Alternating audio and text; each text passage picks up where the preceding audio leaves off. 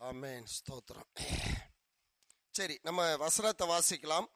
நியாயாதிபதிகளின் புத்தகம், நியாயாதிபதிகள் 6வது அதிகாரம் 38வது வசனத்தை ஒருவர் வாசிக்கலாம். 6:38. ஆ ஆ ம் ம் ம் அல்லேலூயா. இங்க பாருங்க, இந்த 8வது நாள்ல யாரை குறித்து நம்ம இன்னைக்கு சிந்திக்க போகிறோம்னா கிதியோன். இந்த சம்பவத்தை உங்களுக்கு நான் சுருக்கமாக சொல்லிடுறேன்.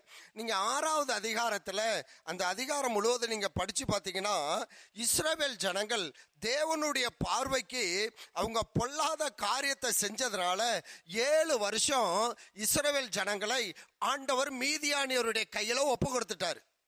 இந்த இஸ்ரவேல் ஜனங்கள் மீதியானியர்களுக்கு பயந்து இவங்க என்ன பண்ணாங்களாம், மலைகளிலும் குகைகளிலும் கெபியிலும் போய் என்ன பண்ணாங்க, மறைஞ்சு மறைஞ்சு வாழ்ந்தாங்க. அந்த ஸ்தோத்திரம் மீதியானியர் அவங்க என்ன பண்ணுவாங்களாம், வெட்டுக்கிளியை போல அப்புறம் பெரும் படையா வருவாங்களாம். ஒட்டகத்துல அப்படியே பயங்கரமா வருவாங்களாம். வந்து இந்த இஸ்ரவேல் ஜனங்களுடைய ஸ்தோத்திர பொருட்களை எல்லாம் கொள்ளையடிச்சிட்டு போயிடுவாங்களாம். கவனிக்கிறீங்களா எல்லாரும்? ஸ்தோத்திரம். இப்போ இஸ்ரவேல் ஜனங்கள் கோதுமை விதைச்சிருப்பாங்களாம். ஸ்தோத்திரம். மீதியானர்கள் வந்து அறுத்து அடிச்சு கொண்டு போயிடுவாங்களாம்.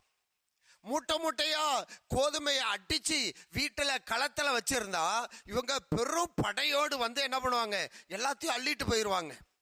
இவர்களுக்கு பயந்து இஸ்ரவேல் ஜனங்கள் 7 வருஷம் மலையிலையும் குகையிலையும் கெபியிலையும் என்ன பண்ணாங்க, வாழ்ந்துகிட்டு இருக்கிறாங்க.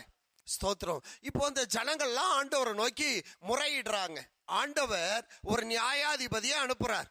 ஸ்தோத்திரம். அந்த நியாயாதிபதி சொல்ற விஷயத்த இஸ்ரவேல் ஜனங்கள் கேட்கல. அவங்க ஸ்தோத்திரம், அந்த நியாயாதிபதி அந்த ஊழியக்காரன் சொல்ற ஆலோசனைய ஜனங்கள் கேட்கல. இப்படியா 7 வருஷம் அவங்க பாடுபட்டுக்கிட்டு இருக்கிறாங்க. ஒரு நாள் தேவ தூதன் மேல இருந்து இறங்கி வர்றாரு. இறங்கி வந்து அப்படியே பார்க்கறாரு, ஒரு கருவாளி மரத்தின் கீழே போய் ஸ்தோத்திரம் அந்த தேவ தூதன் உட்கார்றார். ஸ்தோத்திரம். இப்போ கிதியோனுங்கிற ஒரு மனுஷன் தன் வயல்ல கோதுமையை அறுத்து ஸ்தோத்திரம் அவன் என்ன பண்றான், களத்துல போரடிச்சுக்கிட்டு இருக்கிறான். மீதியானியர்களுக்கு பயந்து பயந்து பயந்து அவன் என்ன பண்றான், போரடிச்சுக்கிட்டு இருக்கிறான். இப்ப தேவ தூதன் போய் சொல்றாரு, கிதியோனே நீ வா, நீ தான் இந்த இஸ்ரவேல் ஜனங்களை என்ன பண்ணணும், ரட்சிக்க உன்னாலதான் முடியும், நீ வா. அப்படிங்கும் போது இந்த கிதியோன் சொல்றாரு, என்னால முடியாது, நான் சின்னவன், சின்ன கோத்திரம், மனாசையிலே என் கோத்திரம் தான், என் குடும்பம் தான் சின்ன குடும்பம், நான் போய் எப்படி மீதியானியரெல்லாம் ஜெயிக்க முடியும், ஓ அப்படின்னு என்ன பண்றான், ஒவ்வொரு காரியமா சொல்றான். இப்போ ஸ்தோத்திரம், இந்த கிதியோன் சொல்றான் தேவதூதனை பார்த்து, என்ன நீங்க உண்மையா இந்த இஸ்ரவேல் ஜனங்களை ரட்சிப்பதற்கு என்ன நியாயாதிபதியா ஏற்படுத்துறது உண்மையானா, நான் உங்களுக்கு ஒரு டெஸ்ட் வைக்க போறேன், நான் ஒரு பரீட்சை வைக்க போறேன்.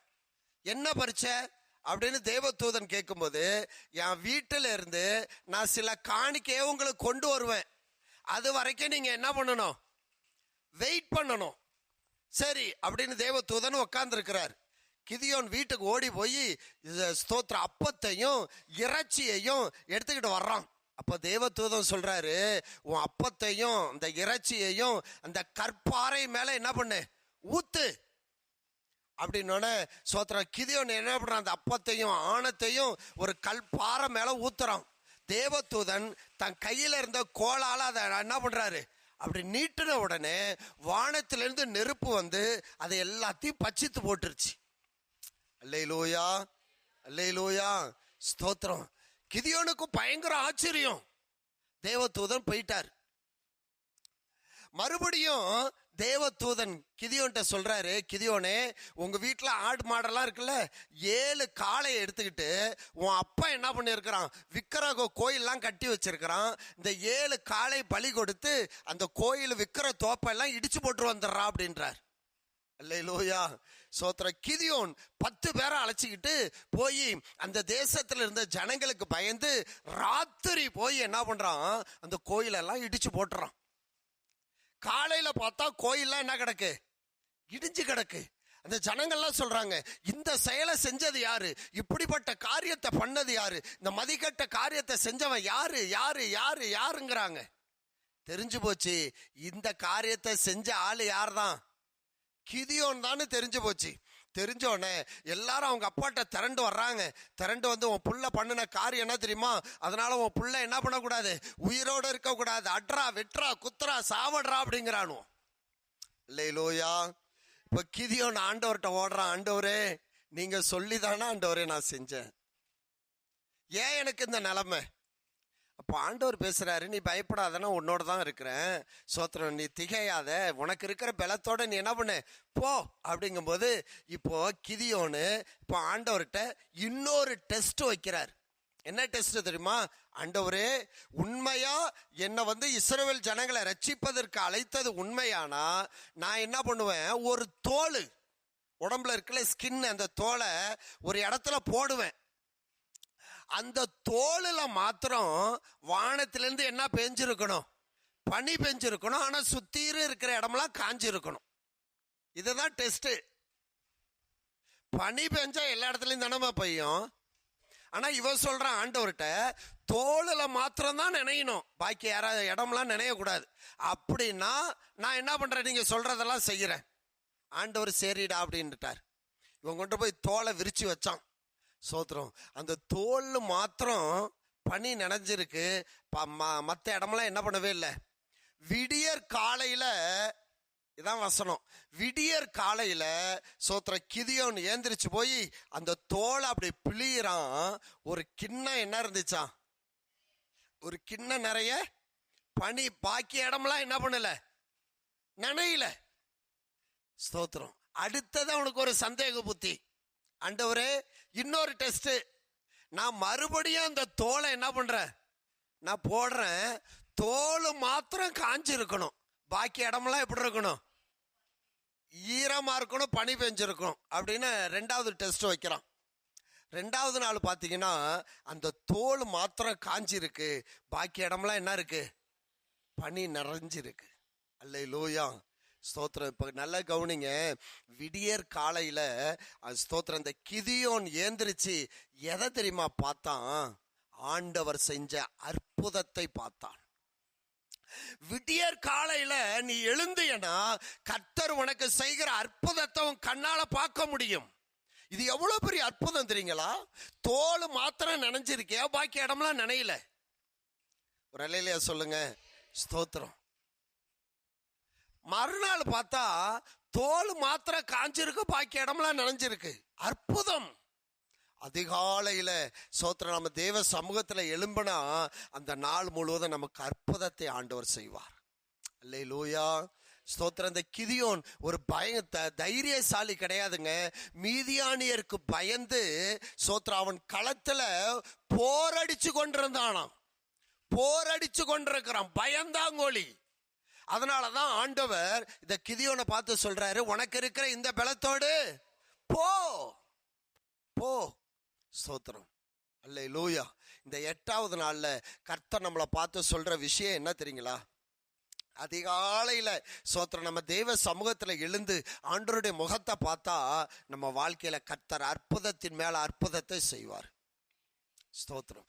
விடியற் காலையில சோத்திர கிதியோன் பார்த்த முதல் சம்பவம் என்ன தெரியுமா, முத காரியமே அவனுக்கு ஆண்டவர் செஞ்ச அற்புதம். ஒரு கிண்ணம் நிறைய பனி அப்படியே பிழிஞ்சு எடுக்கிறான், பாக்கி இடமெல்லாம் அப்படியே காஞ்சி கட்டாந்தரையா கிடக்கு. ஸ்தோத்திரம். இந்த கால நேரத்தில் ஆண்டவர் உங்களை பார்த்து சொல்றாரு, உங்க வீடுல மாத்திரம் உங்கள் நிமித்தம் உங்க வீட்டுல கர்த்தருடைய ஆசீர்வாதம் இறங்கி வரும். உன்னை சுத்தி இருக்கிற பாக்கி பேரெல்லாம் கஷ்டப்படுவாங்க, பாக்கி பேரெல்லாம் நஷ்டப்படுவாங்க. ஆனா தேவ சமூகத்துல அதிகாலையில எழும்புகிற உங்களுக்கு தான் கர்த்தர் பனியை பெய்ய பண்ணுவார். அல்லேலூயா. வானத்துக்குரிய ஆசீர்வாதம் பனியினால கர்த்தர் உன் தலையை நிரப்புவார். உன் தலையில கர்த்தருடைய பனி பெய்யும், அதான் ஆசீர்வாதம். காலையில எழும்புங்க, கர்த்தருடைய அற்புதத்தை நீங்கள் காண்பீர்கள். காலையில எழும்புங்க, ஸ்தோத்திர, கர்த்தருடைய ஆசீர்வாதம் உங்க தலை மேல தங்கும். அல்லேலூயா. ஸ்தோத்திர, மார்கழி மாசம் வந்துச்சுன்னா சில பெண்கள் ஸ்தோத்திர பனின்னு பார்க்க மாட்டாங்க, குளிர்னு பார்க்க மாட்டாங்க. 4 மணிக்கு எழுந்திரிச்சு வாசல்ல என்ன பண்ணிட்டு இருக்கோம்? கோலம் போடும். கொஞ்ச நேரத்தில் அது களைஞ்சு போயிடும், மிதிச்சு நடந்து போய் களைஞ்சு போயிடும். ஆனால் அந்த கொஞ்ச நேரம் கோலத்துக்கு சோத்திரம் பல மணி நேரம் என்ன பண்ணுவாங்க? பனியில் அந்த இந்த தலையில் ஸ்கார்ப்பை கட்டிக்கிட்டு, இல்லைன்னா ஏதாச்சும் ஒரு முக்காடை போட்டுக்கிட்டு சோத்திரம் வீட்டு வாசலில் உட்காந்து என்ன பண்ணுவாங்க?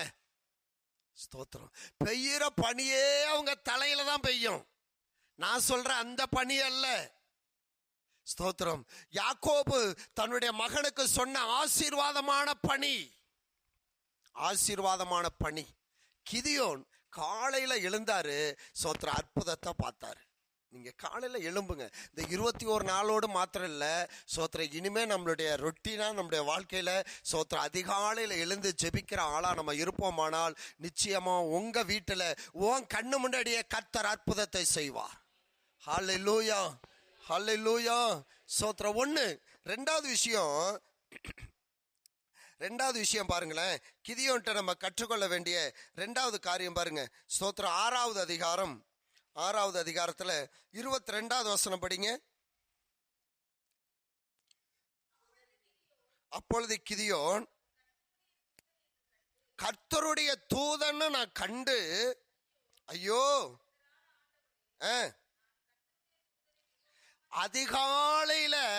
அதிகாலையில இருட்டோடு கிதியோன் எழுந்ததுனால அவர் சொல்றாரு, நான் தேவனை முகமுகமாய் கண்டேன், முகமுகமாய் கண்டேன். ஆண்டவரை நீ பார்க்கணுமா? ஆண்டவருடைய சாயலை பார்க்கணுமா? கர்த்தருடைய குரலை கேட்கணுமா? கர்த்தர் உன்னை தொடணும்னா சோத்திர எப்ப எழுந்திருக்கணும்? சொல்லுங்க, சொல்லுங்க. எப்ப ஏந்திரிக்கணும்? அதிகாலையில ஏந்திரிக்கிறவங்க. அதனாலதான் ஆண்டவர் சொல்றாரு, அதிகாலையில் தேடுகிறவன். இப்போ கிதியோன் அவர் சொல்றாரு, ஐயோ ஐயோ, என் கர்த்தராகிய ஆண்டவரே, நான் கர்த்தருடைய தூதனை முகமுகமா கண்டேன், முகமுகமா கண்டேன். ஆமீன் சொல்லுங்க, ஒரு அல்லேலூயா சொல்லுங்க. சோத்திர, ஊழியக்காரவங்கலாம் யாரு? சொல்லுங்க, யாரு? இப்போ நீங்க யாரை காலையிலேயே பார்த்துருக்கீங்க? ஒரு அல்லேலூயா சொல்லுங்களேன். சோத்திரம், நிச்சயமாய் இன்னைக்கு இந்த பாருங்க, சும்மா அப்படியே இது ஒரு பிராக்டிக்கலா இருந்தாலும், இன்னைக்கு இத்தனை விசுவாசிகள் இருந்தாலும் காலையிலே கர்த்தருடைய ஊழியக்காரனுடைய முகத்தை அவங்க பார்க்கிற பாக்கியம் கிடைச்சிச்சா? ஆனா உங்களுக்கு கிடைச்சிருக்குல்ல. ஸ்தோத்திரம். இதான் கிதியோன் சொல்றாரு, ஐயோ, என் ஆண்டவருடைய தூதனை நான் என்ன பண்ணேன்? முகமுகமா பார்த்தேன். ஸ்தோத்திரம். யோபு சொல்றாரு, கடைசி நாள்ல என் ஆண்டவரை என்னுடைய சொந்த கண்ணால நான் என்ன பண்ணுவேன்? பார்ப்பேன். இந்த பாக்கியம் யாருக்குங்க கிடைக்கும்? அடுத்தவங்க சொல்லிலாம் நான் இல்ல, என் கண்ணாலே நான் பார்ப்பேன். எத்தனை பேர் இயேசுவை என் கண்ணால பார்ப்பேன்னு நினைக்கிறீங்க? அல்லேலூயா சொல்ல மாட்டீங்களே. ஸ்தோத்திரம். பார்க்க மாட்டீங்களா? பார்ப்போம், அந்நிய கண்ணால அல்ல. சில பேர் சொல்லுவாங்க, இந்த பாரு ஏசு அங்க வந்திருக்கிறார், இந்த பாரு இங்க வந்திருக்கிறார், ஏசு அங்க போறாருன்னு சொல்லுவாங்க. அதெல்லாம் நீங்க நம்பாதீங்கன்னு ஏசாமியே சொல்லியிருக்காரு.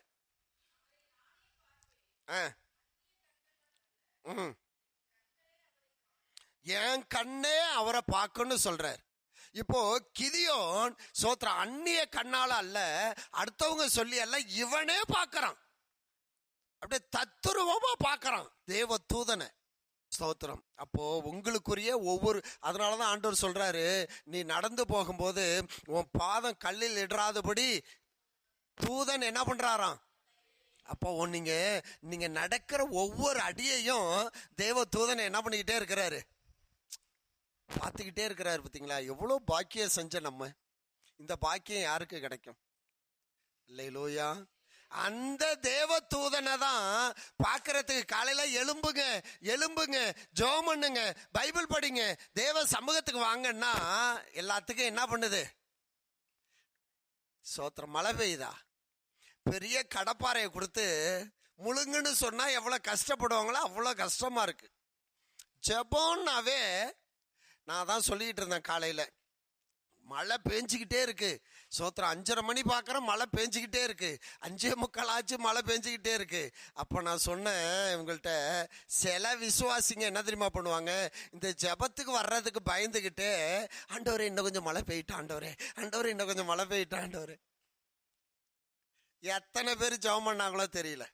இந்த பிள்ளைங்க என்ன தெரியுமா பண்ணும், இந்த ஸ்கூல் நேரத்தில் காலேஜ் நேரத்தில் மழை பெஞ்சிச்சுன்னா என்ன பண்ணுவாங்க, லீவு கிடைக்கணும்னு ஜெபம் பண்ணுங்க, ஆண்டவரே மழை பெய்யிட்டோம், ஆண்டவரே மழை பெய்யிட்டோம். அது சோதனைக்குன்னு 8 மணிக்கெல்லாம் விடிஞ்ச மழை நின்னுரும். அல்லேலூயா, ஸ்தோத்திரம். சரி, இப்ப பாருங்க, இந்த ஸ்தோத்திர கிதியோன்ட்ட நம்ம கற்றுக்கொள்ள வேண்டிய பாடங்கள் என்ன. அதிகாலையில எழுந்த அற்புதத்தை நீ பார்க்கலாம். அதிகாலையில எழுந்தா ஆண்டவருடைய முகத்தை பார்க்கலாம். 3வது ஒரு விஷயத்தை பாருங்களேன். ஸ்தோத்திரம். நியாயாதிபதிகள் 7வது அதிகாரம் 7வது வசனம். அல்லேலூயா. 3வது விஷயத்தை பாருங்களேன். இந்த அதிகாலையில எழும்புறவங்களுக்கு கர்த்தர் பெரிய வெற்றியை தருவாருங்க. பெரிய வெற்றி. நீங்க 6வது அதிகாரத்துல வீட்டுல போய் படிச்சு பாருங்க. அந்த மீதியானியர்கள் எப்படி வருவாங்கன்னு அங்க எழுதியிருக்கு. அப்படியே பெரும் கூட்டமா வருவாங்களாம். அப்படியே வெட்டுக்கிளிய போல வருவாங்களாம். அப்படியே குதிரையில ஒட்டகத்துல அப்படியே சாரையா வருவாங்களாம். ஜெயிக்க முடியாது, அவங்கள யாரும் மேற்கொள்ள முடியாது. இதனாலதான் இஸ்ரவேல் ஜனங்கள் பயந்து போய் காட்டுலையும் மலையிலையும் குகையிலையும் குடியிருந்தாங்களாம். இப்போ அவங்கள ஜெயிக்கணும் அப்படின்னு ஆண்டவர் கிதியோனை கூப்பிடுறாரு, வாடா அவனோட நீ சண்டை போடணும்னு. கிதியோன் பயப்படுறான். சோத்திரம். இப்போ ஆண்டவர் சொல்றாரு, அந்த மீதியான ஜெயிக்கணும்னா ஒரு படையை கூட்ட அப்படின்னா, சோத்திரம் எவ்வளவு பேர் வந்தாங்கன்னு அங்க எழுதி இருக்குன்னா 10,000க்கு மேற்பட்ட ஜனங்கள் கூடிட்டாங்க. திரளான ஜனம் வந்துட்டாங்க. கிதியோன் சொன்ன உடனே இப்போ ஆண்டவர் சொல்றாரு, இவ்வளவு பேரை வச்சு நீ என்ன பண்ணக்கூடாது, மீதியானவரோடு யுத்தம் பண்ண கூடாது. அதனால பயந்தாங்கொழியெல்லாம் வீட்டுக்கு போக சொல்றா அப்படின்னாரு. பாதி பேர் என்ன பண்ணிட்டானுவோம், வீட்டுக்கு போயிட்டானுவோம். பயந்தாங்கொழி பயிலுவோம். அவனுங்களை வச்சு யுத்தம் பண்ண முடியாது. இப்போ மீதி கொஞ்சம் பேர் இருக்கிறாங்க. இப்போ ஆண்டவர் சொல்றாரு, அந்த பயிலெல்லாம் அழைச்சிக்கிட்டு ஆத்துக்கு போடா அப்படின்றார். ஆத்துக்கு போனா அங்க போய் ஒரு டெஸ்ட் வைக்கிறாரு, எல்லாரும் தண்ணி குடிங்கடா அப்படின்னு. சோத்திரம். முழங்கால ஊனி நாயை போல யாரெல்லாம் நக்கி குடிச்சாங்களோ அவங்களெல்லாம் தனியா ஒதுக்கு. ஸ்தோத்திரம். எவன் கையால அள்ளி குடிச்சானா அவனையெல்லாம் தனியா ஒதுக்கு அப்படிங்கிறார். அல்லேலூயா, ஸ்தோத்திரம். 300 பேரை வச்சுதான் நான் என்ன பண்ணணும், ஸ்தோத்திரம், மீதியானியரை ஜெயிக்கணும். அல்லேலூயா. ஒரு பெரிய 10,000 பேரை வச்சுக்கிட்டு ஜெயிச்சா ஸ்தோத்திரம் என் நாம என்ன பண்ணாது, மகிமைப்படாது. 300 பேரை வச்சு ஸ்தோத்திரம் என்ன பண்றாரு, அந்த மீதியானியரை ஸ்தோத்திரம் ஜெயிக்கிறார். ஒரு அல்லேலூயா சொல்லுங்க. அல்லேலூயா, ஸ்தோத்திரம். 300 பேரை வச்சு கிதியோன் பெரிய வெற்றி அடைஞ்சார். மீதியானியரை ஜெயிச்சாங்க. அதுக்கு என்னென்ன செய்யணும் அப்படின்னு ஆண்டவர் வழிமுறையெல்லாம் சொன்னாரு. சோத்திரம். 300 பேர் கையிலையும் ஒவ்வொரு கையில எக்காலத்தை கொடுறா, ஒவ்வொருத்தவங்க கையில பானையை கொடு, மண்பானையை கொடு அப்படின்னு. 300 மண்பானை, 300 எக்காலம். ஸ்தோத்திரம். இவங்க என்ன பண்றாங்க, ஒரு நாள் 300 பேரும் எக்காலத்தை ஊதி கையில இருந்த மண்பானைய ஒன்னா சேர்ந்து ஒரே அடி அடிச்சாங்க பாருங்க. டமீர்னு சத்தம். இந்த சத்தத்தை பார்த்து, இந்த எக்கால சத்தத்தை பார்த்து மீதியானியர்கள் என்ன பண்ணிட்டாங்களாம், விரண்டு பயந்து ஓடிட்டானு.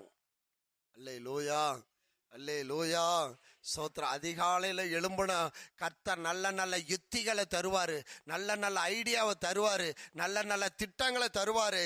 சோத்திர. சத்துருவை முதுகு காட்ட ஓட செய்வாரு. அல்லேலூயா. பயந்தாங்கோழி தாங்க, பயந்தாங்கோழி.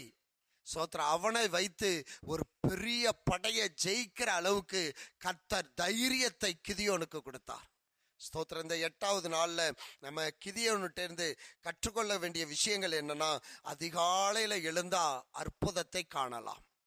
2வது, அதிகாலையில எழுந்தா தேவ முகத்தை பார்க்கலாம். 3வது, அதிகாலையில எழும்புனா சோத்திர வெற்றி மேல வெற்றியை கர்த்தர் உனக்கு தருவார். வெற்றியை நீ பார்க்க முடியும். சோத்திரம் ஒன்ன அழிக்கணும், ஒன்ன கெடுக்கணும் நினைக்கிற மனிதர்களை முதுகு காட்ட ஓட பண்ணுவாரு. இல்லையா சொல்லுங்க. சோத்திரம் உன்னை அழிக்கணும், கெடுக்கணும் அப்படின்னு நினைக்கிற சத்துருக்களை நீ தேடியும் காணாதிருப்பாய். கர்த்தர் நமக்கு யுத்தம் பண்ணுவார். சோத்திர கிதியோனோடு இருந்து கர்த்தர் யுத்தம் பண்ணினாரு. கிதியோன் இடத்துல வந்து சோத்திர தேவ தூதன் பேசுறாரு, பயப்படாத கிதியோனே, நீ பயப்படாத, நான் உன்னோடு இருக்கிறேன். உனக்கு இருக்கிற இந்த அபிஷேகம் போதும், உனக்கு இருக்கிற இந்த பலன் போதும், உனக்கு இருக்கிற இந்த ஸ்தோத்திர கிருபை போதும், உனக்கு இருக்கிற இந்த தாளந்து போதும், நான் உன்னோடு கூட இருப்பேன், நீ ஜெயிப்ப. அல்லேலூயா. ஸ்தோத்திரம். நமக்கு படிப்பறிவு இல்லாமல் இருக்கலாம், திறமை இல்லாமல் இருக்கலாம், தாளந்து இல்லாமல் இருக்கலாம். சோத்திரம் மற்றவங்கள போல நம்மளால சோத்திரம் ஜெபிக்க முடியலையே, பாட முடியலையே, பைபிள் படிக்க முடியலையேங்கிற கவலை வருத்தம் இருக்கலாம். பயப்படாதீங்க. நீங்கள் காலையில் எழுந்து தேவ சமூகத்தில் உட்காருங்க. நிச்சயமாய் கர்த்தர் ஸ்தோத்திரம் உங்களுக்கு ஜெயத்தை தருவார், உங்களுக்கு வெற்றியை தருவார். நம்ம ஆண்டவர் ஜெயம் கொடுக்கிற தேவன். ஸ்தோத்திரம். ஆண்டவர் நமக்கு வெற்றியை தருகிற தேவன். கிதியோன் ஸ்தோத்திரம், அவன் பயந்தாங்கொழியா இருந்தாலும், சின்ன கோத்திரமா இருந்தாலும், சின்ன குடும்பமா இருந்தாலும் ஸ்தோத்திரம், அவன் காலையில எழுந்து ஸ்தோத்திர தேவ சமூகத்துல நிக்கிறதுனால கர்த்தர் அவனுக்கு அற்புதத்தை செய்தார். ஒருவேளை என் கிராமத்துல நான் ஒண்டி தாங்க இருக்கிறேன், என் குடும்பத்துல நான் ஒண்டி தாங்க ரட்சிக்கப்பட்டிருக்கிறேன், யாருமே இல்லைங்க, பயப்படாதீங்க. ஸ்தோத்திரம். நீங்க எழும்பி உங்க வீட்டுல உங்க அறையில உட்கார்ந்து ஆண்டவருடைய முகத்தை பாருங்க. நிச்சயமாய் கர்த்தர் உங்க சமுதாயத்துல உங்க குடும்பத்துல ஒரு அற்புதத்தை ஆண்டவர் செய்வார். முழங்கால் படியிடுவோமா? நன்றி ஐயா, நன்றி ஐயா, நன்றி ஆண்டவரே.